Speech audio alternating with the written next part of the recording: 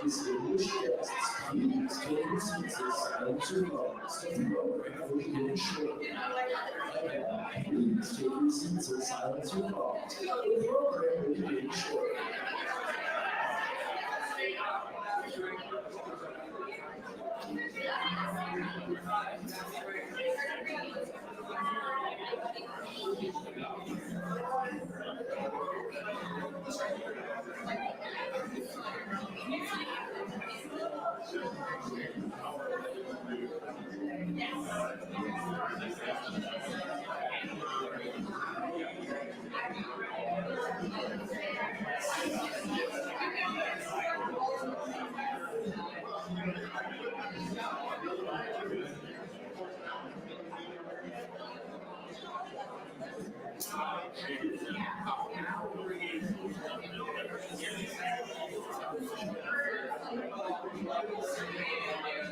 Ladies and gentlemen, please welcome City of Rochester Mayor Malik. President of the Greater Rochester Housing Partnership, and new homeowner, Lewis Alvarez. And now, please stand and join me in welcoming the 57th Governor of the great state of New York, Governor Kathy Hochul.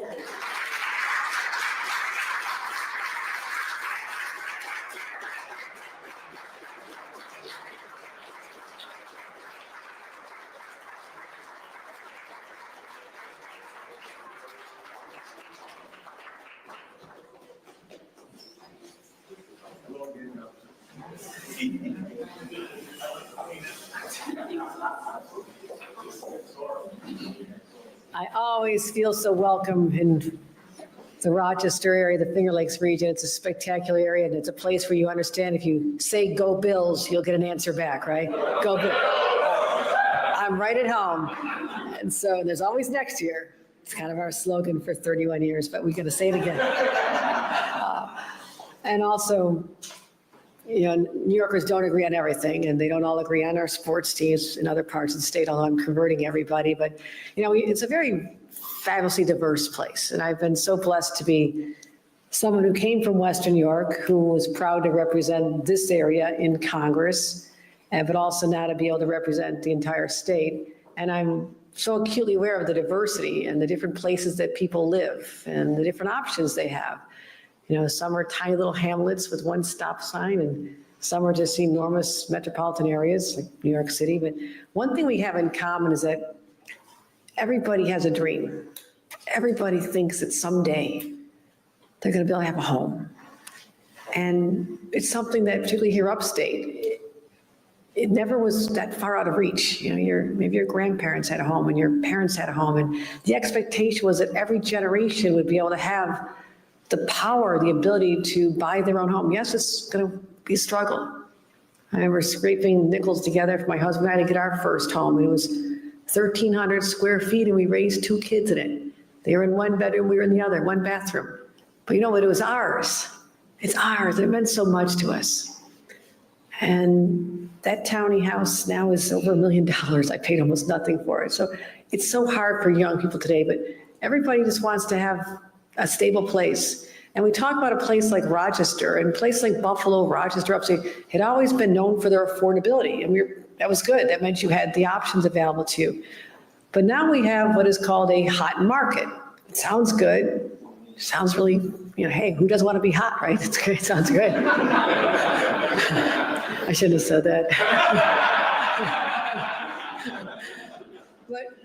that's what they describe upstate New York, right? You know, Buffalo, I think they said Buffalo is the hottest housing market in America, and we're right up here second or third in this area. So it's really something that I know the people in this room, and I want to just take a moment to acknowledge the extraordinary partners that I have in government here, because they're on this quest with me to ensure that that dream becomes a reality for all New Yorkers. And I want to start with our mayor, Malik.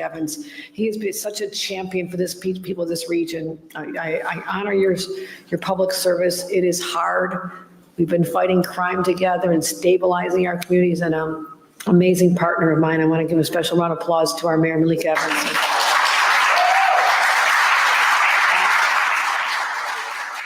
Your Senator, Samara Brook, I want to thank her for all she does, and great champion for this area, a real fighter. Assembly Member Sarah Clark, we've worked together for many years since your first run. We've been together, and I appreciate you stepping up and running. And of course, Jen Lunsford, who's doing such an incredible job as well. So these are your champions in Albany. These are your champions. And also, you'll be hearing from Theo Finn. Theo's a rock star in her own right, and the Greater Rochester Housing Project, because all she wakes up thinking about is how I'm going to build more housing. And I just love that spirit of public service. Let's give her a round of applause. Theo Finn.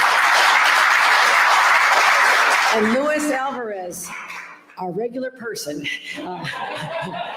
who's going to talk to you about what regular people are going through. And I thank him for being here. And Bill Maley here too. I just saw you over there. Bill, stand up, our supervisor. Bill's been working together a long time together, but not finding a home is a huge source of stress. Sometimes you have a lot of pressure. You might be about to change jobs, and this is what my son and daughter-in-law went through. They're about to change jobs, but you knew if you did that and then try to apply for financing, they'd say, oh, you've only been at this job a few months, so it's going to be a strike against you. So there's a lot of pressure on everybody. And what I want to be able to do is also, to our businesses that we're attracting here, we're doing really well attracting businesses to the Rochester region. It's a hot place to be. But if the businesses come and they say, well, where are people supposed to live? And if you can't offer the housing stock to their workers, they might have to find someplace else. So we think about the people who are already here, who raise their children, and those children want to live in the same neighborhood. We've got great schools, great opportunities, great quality of life. But too many times the families have had to move away when it's time for them to have a family because they don't have a home to live in. Also, it's an economic issue. We have to be able to tell businesses who are here and those who are recruiting that there is plentiful, affordable housing stock. But think also about the senior citizens. Maybe they've been blessed with the home, but they want to downsize. If there's not, a condo or an apartment or a townhouse to move to, then their options are limited. So that's what we've been tackling head on. As a governor, I took on the housing crisis, and many people said, don't go there. It's complicated. There's a reason no other governor talks about housing, but we are successful in working with our partners in the legislature over the last couple of years, really achieving something that we should be proud of. And the New York Times said it's the most far-reaching, ambitious housing package in 60 years. Don't exaggerate, 6 years. That's pretty impressive. That's older than most of you in this room. It's a long time. But I also unveiled the plan to have over 100,000 new units built in 5 years, and we're getting there ahead of schedule. And people said that's too ambitious, it's too big, but we're really, really ahead of schedule on that as well. So we're really excited about this. But also one other thing I add to the table. A lot of communities have said, don't tell us we have to grow. Okay, you should grow on your own, but if you don't know to do this, then I'll put incentives out there. I will make it easier for you to be able to grow and help with programs and projects that can help your community, like the pro-housing agenda. If you've not heard of this, the communities that say we are pro-housing, we will step up and pass a resolution. I was on a town board for 14 years. We did resolutions all the time. You write the resolution, you get it passed. And what that says is that we have the ambition to build more housing. This is really important. And so the communities that are doing it are having eligible for $650 million of everything from downtown revitalization to special grants for water and sewer to Main Street programs, Main Street grant. All that's available for the communities that say we're going to build more housing. And we've added another $100 million to that. We're also adding money for people to be able to afford that first home. We're going to have $100 million for new starter homes for purchasing and then provide that down payment for first-time home buyers. That could really make a difference for someone. And I'm going to have a new housing ombudsman because a lot of developers say it just takes too long, it's too frustrating. And I'm going to have a person dedicated to making that a lot easier. But here's the truth. No matter what we're doing, we're in competition with a powerful, powerful force. Our parents and grandparents didn't have to bid against private equity firms when they're buying their first home. That wasn't happening. And these huge, greedy conglomerates are gobbling up the housing stock. And, they're trying to increase their portfolios and bring in more money. And they're building up a lot more vacation homes and rentals. And think about a young family that's scraping together everything they've got. And you'll hear about this from Lewis. Every dime you have and everything you're dedicated to, and you're trying to get out there and you're going and making offer after offer after offer, and you keep losing because there's somebody else who's not from your community, who doesn't understand our values, our way of life, who comes in to make a buck and they plop down a cash offer. You can't compete with that. And it's so sad, it's tragic when you think about it.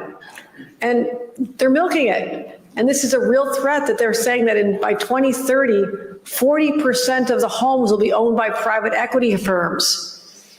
That's shocking. And they're not always investing in them either. I mean, they're getting run down. So we have to fight this. And they're also engaging sometimes in illegal income discrimination practices. And the local news is talking about it. And they're violating codes. They're wreaking havoc. But I want to do something about it. We can complain all we want. But when I hear there's a problem, I want a solution. So I work with my team. And in this year's budget, I announced this. I said, what we're going to do is say, private equity companies, you can have your chance, but you're going to wait 75 days. You're going to give the rest of the people, the real people, not the corporations, a chance to bid over 75 days, make their offers first. So you can get in line. You may end up getting a home, buying it, but I don't want any more hardworking individuals or moms or dads or anybody who wants this dream to become reality to have to lose out to you. And that's how we're going to stop it. So these homes we built, these homes are being built. We're going to build more housing. That's great. But I want to make sure that people have a chance to get in that market and be able to bid on it. So I'm grateful to, again, our elected officials who will support this. You're with me, right? Okay, good. I got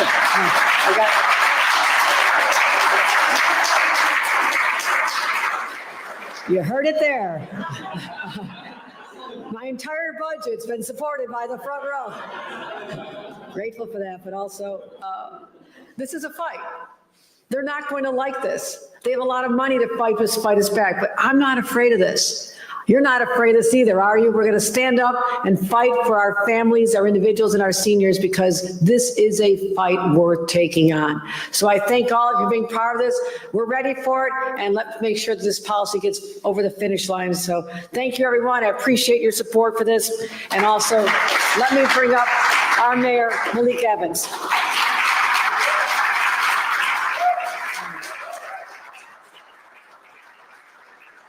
Thank you, Governor. Thank you all for being here. It is always an honor to have our governor here in Rochester, New York, Monroe County, a fearless champion for us in the city of Rochester. As I often tell people, my first official business day in the city of Rochester as mayor, the governor was here in Rochester, and I will never, ever forget that because of the support that she has given me over my last 3 years and almost 3 months in office, but who's counting?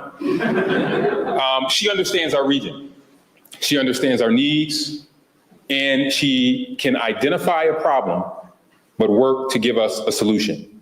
The only place success comes before work is in the dictionary. And this governor understands that we have to work hard if we are going to have success, particularly as it relates to the area of housing. I also want to give a shout out to all the elected officials that are here, of course, our great state delegation and our great county team from our folks from the Monroe County Legislature that are here. This plan is absolutely critical and right on time and aligns with everything that we have been trying to do in Rochester. I just want to point out two elements that are completely important. I love video games. If you go to the Strong Museum Hall of Fame, they got the Pac-Man game there. Anybody remembers Pac-Man? Well, what we have in our country, and the governor mentioned this, is a Pac-Man approach in which we have individuals that are actually not individuals, but private equity companies that want to be like Pac-Man. Although this is not a game, it is people's lives. And what they are doing is gobbling up properties in a way that puts regular, everyday people at a disadvantage. And what we are saying, so let's just be clear, we are all for the free market. I'm sure I speak for the governor, she is, and so am I. But what we are not for are those that are being handicapped and put at a disadvantage to put them further away from the American dream. And Governor Hochul's proposal of requiring a 75-day waiting period for institutional investors to make an offer on 1 or 2 family homes gives those an opportunity to at least be able to get on the playing field. Now, you may not win the game, because I know as a young person that has gotten in bidding wars, when you're trying to buy a home, I understand it quite well. But how can you even bid if you don't even get the opportunity to get on the field? If you don't even get the opportunity to raise your voice or make an offer because you have someone with billions of dollars coming in and taking off inventory that is on the market? Why is this a problem? This is also a problem because many of these individuals, they don't live here. And I'm not saying that I don't want you to invest in Rochester if you don't live here. But what I am saying is that we have, because I run zoning, I run code compliance, many of these individuals will buy up these properties and they fall into disrepair. Where if Mrs. Jones from Smith Street would have bought the property, she could have put it to its useful life. So I really hope that this will also work to deny institutional investors the ability to utilize the tax deduction on interest depreciation and other expenses associated with property ownership. But more importantly, that 75-day waiting period is absolutely critical. I also want to say that I am thrilled for the governor's proposal of the $50 million Starter Home Innovational Fund for starter home construction. The house that you move in is not the house that you might die in. And sometimes you just need to get started. I know. I was a guy, I said, I'm never having kids. I said, I'll get married, but I'm never having kids. 2 later, all these gray hair and thinning hairline. I needed a bigger house. But that starter house I had helped launch me into that bigger house that I would get. But how can you even move and launch into that bigger house if you don't even have the opportunity to start? Because your legs are cut out from under you. Because you may not have the opportunity. This $50 million starter fund will give individuals the opportunity to do that. And I always say that first-time homebuyers are like individuals that might go to college. They may not want to go, but they should at least have the opportunity. And the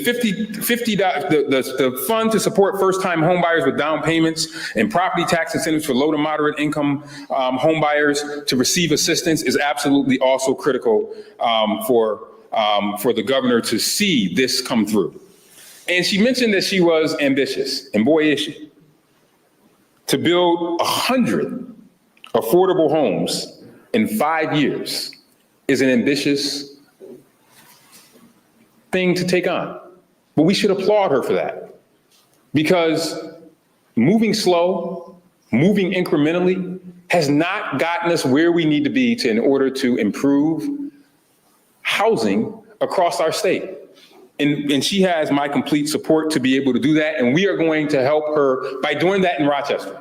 This fits with our Buy the Block program that we have in Rochester. It fits with what you're going to hear from Theo Finn. So I want to say to the governor, thank you for taking on housing. Thank you for not running. I know it's hard. It is easier to just take on something more simple, something that might not be easy to do. But she said, no, I'm going to take on something that might get people a little upset, that might push people to make them feel a little uncomfortable. But when you're pushing for the right things, you have to stand up and make it work. And that is what our governor is doing. And I believe that her program that she put forth will work for all New Yorkers. And I believe that it will be a model for the rest of the country. And with that, I want to bring up now someone who probably gets tired of us bugging her at the city of Rochester, but almost all of our most ambitious projects, when we have a gap, when we can't figure out how to do something, I'm thinking about Maine and Clinton, I'm thinking about our Buy the Block program, I call Theo Finn. from the Greater Rochester Housing Partnership, who has been an amazing partner. And I believe that she is another piece of this puzzle that the governor talks about as she talks about making sure that we build housing that will last for everyone. So Theo Finn, thank you for your partnership. Please come forward. Thank you.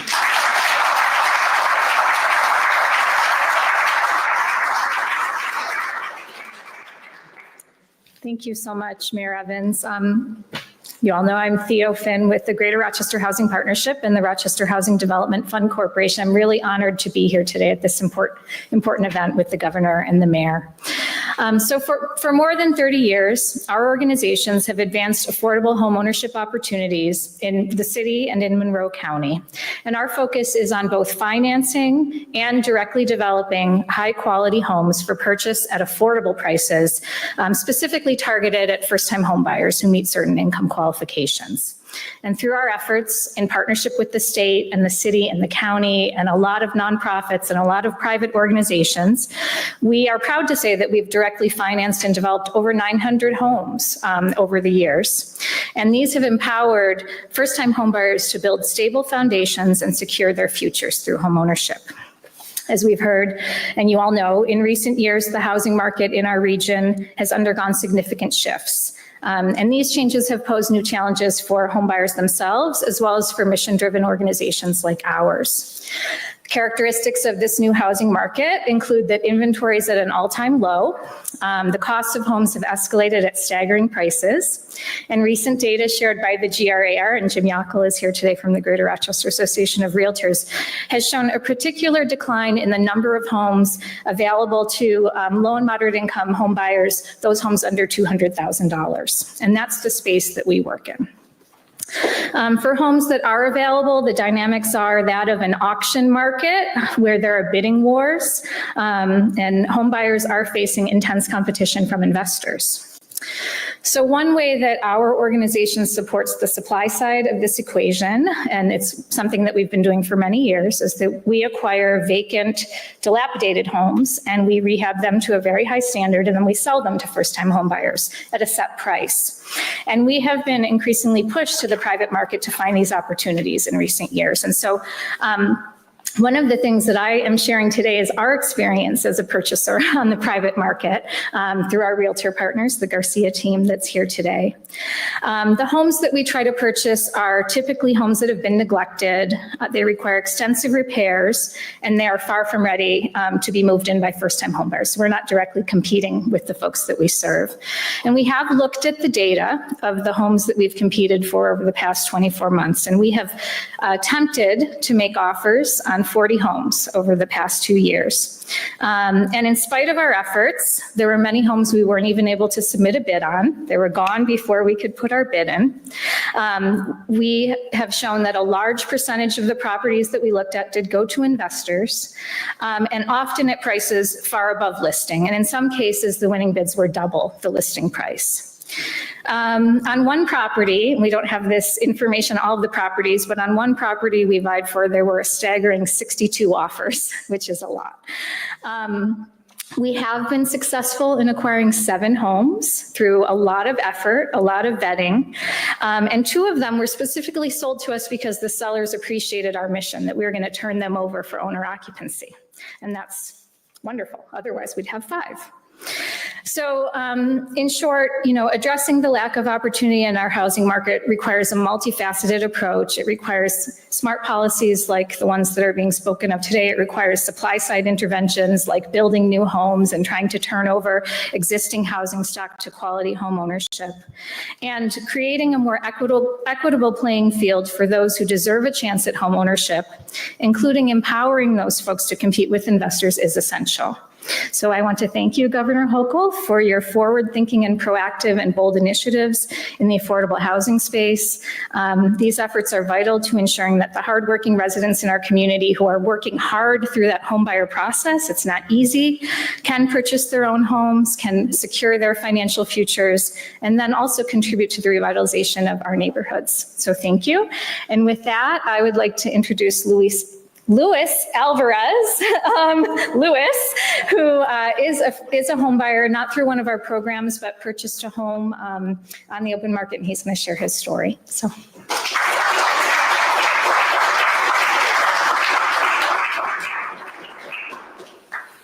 Thank you, everybody, for having me here today. It's much appreciated. I'm Luis Alvarez, regular guy. So it's an honor to be here to share my story with you all, to give you all a glimpse of what home buying looks like in 2024, right? So my process actually started back in 2020, 2021, when I started looking at the housing market. At that time, that's when we started seeing the housing get to the crazy elevations where we're seeing now, right? You'd have houses that are on the market for X price, and now they're going for $20,000, $30,000 over asking price. So while I did look and put in a few bids at that time, I decided to step away for a while and try and come back when, you know, that inevitable crash would happen, right? That we are all waiting for in a sense. So fast forward to summer of 2024. That's when I started looking again a lot more heavily, and I was actually ready to pull the trigger at this time. Again, I went into this knowing that I was going to have to put down $50,000 over asking price in most cases, and that's really what it became. Every house that I was looking at, and these were not houses, by the way, that were like 3-4 bedrooms, multi-stories, like anything crazy like that. These were very simple 1,000 to 1,200 square foot houses. A lot of them didn't even have a basement, 1-2 bedrooms, nothing crazy at all. Again, these were houses that were listed at $150,000 and going for $200,000 in a lot of cases. The house that I had ended up with was on the market for $160,000, and I put an offer in for $190,000, $30,000 over asking price, and I was still beaten out by someone who offered $45,000 over asking price for a total bid of $205,000. Now, things fell through with that individual, and he was not able to continue with the purchase of the house. So I was fortunate enough to get a call and say that I had the opportunity to buy that house. But had that not happened, I would still be looking for a house today. You know, I closed on that house in December, close to Christmas. It's February, almost March. I'm very confident I would still be looking for a house right now if that did not happen. So I'm very blessed that Governor Hochul is looking after us, looking after the regular guys such as myself, and trying to put policies into place to prevent things like this from happening and getting back to a time where not so long ago, these houses were not being sold at such a ridiculous market value. You know, the house that I ended up getting in at $180,000, fun fact, 2017, that same house was sold for $90,000. Stark increase. So again, thank you, Governor Hochul. Thank you, Mayor Evans, Theodore. I appreciate everyone for your time today. Thank you very much.